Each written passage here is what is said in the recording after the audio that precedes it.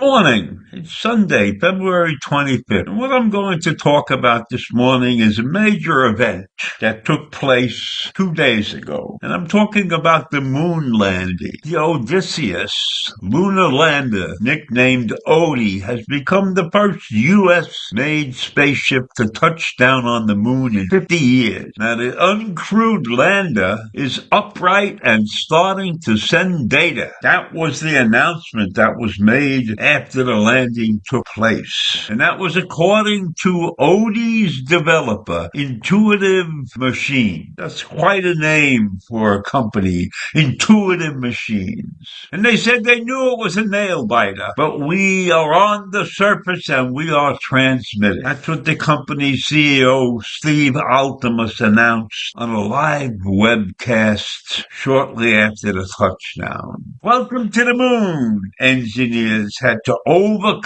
a series of navigation and communication challenges in order to pull off the difficult landing. And this landing is taking place because I think sometime in the near future, which could be a year or two away, they're going to try to send a spacecraft up there that has humans on board. And this commercial spacecraft is designed to assess the lunar environment of the moon's south pole, because that's where NASA plans to return the crewed mission, and they're planning that in late 2026. While they know it's safely on the moon, there are communication issues. The signals are very weak, and the flight controllers indicated that this could be a problem with the vehicle. So while Intuitive Machines said it is also working to process the images from Odie's cameras,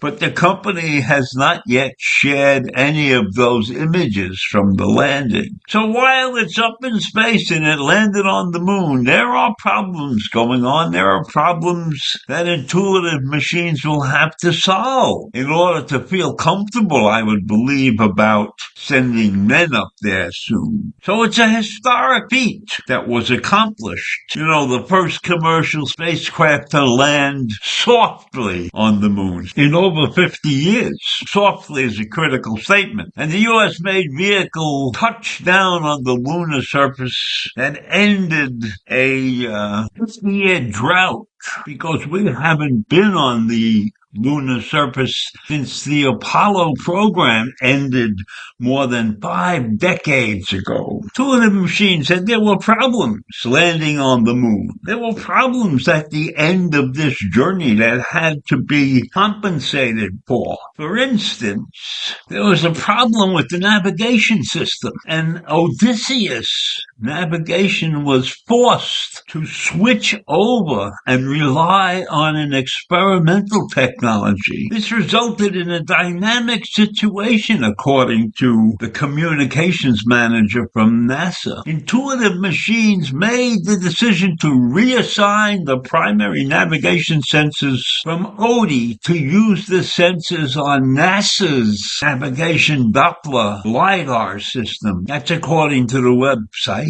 And I don't know the difference between those two systems, but imagine you're trying to land and your primary system is not functioning properly, but you have the ability to switch over to this LiDAR system, and that's an experimental technology that NASA paid to test fly on this mission. So imagine if NASA hadn't paid to have this experimental technology on this flight. Odysseus would be gone. they would have crashed or disappeared into outer space. So this mission was saved by a piece of equipment that was not intended to be functional, but it was there. And the engineers on the ground were able to rapidly patch in an update to bypass Odie's own malfunctioning equipment and make use of the experimental NASA LiDAR. The NDL was designed to shoot laser beams to the ground and to give exact measurements of speed and direction of flight, according to one of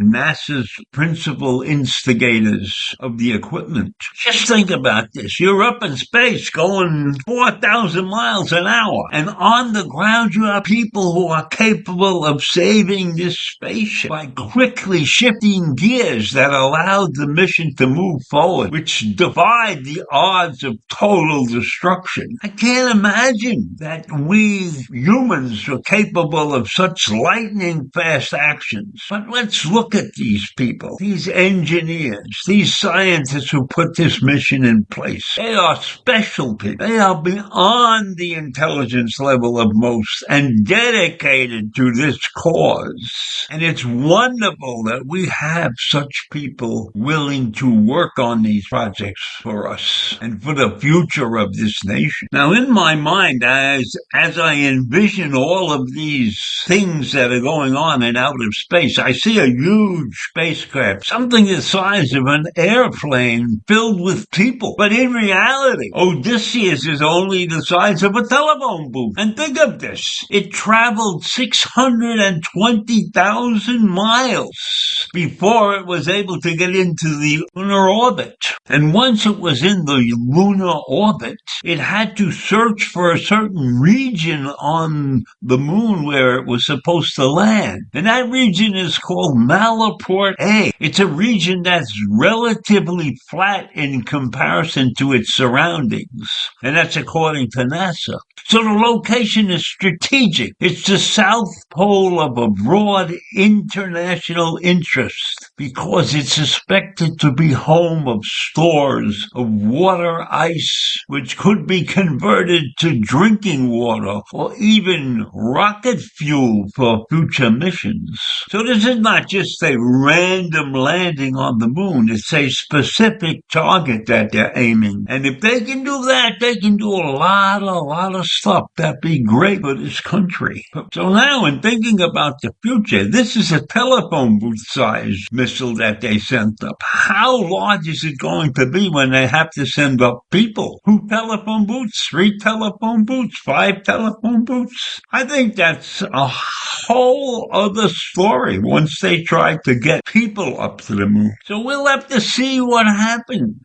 And we'll have to see if they work out all the kinks that are discovered in this mission. But I'm hoping it's going to be a success when they try to send people up there. I still remember the disaster that happened many years ago when 7 people were killed on a similar mission. But let's not think about that. Let's be positive. Let's recognize the fact that we have hard-working, intelligent people trying to put a new mission together for a couple of years and land on the moon safely. And I wish that the rest of our government could think along those lines. So I'll leave you with that this morning. Have a great day. Bye.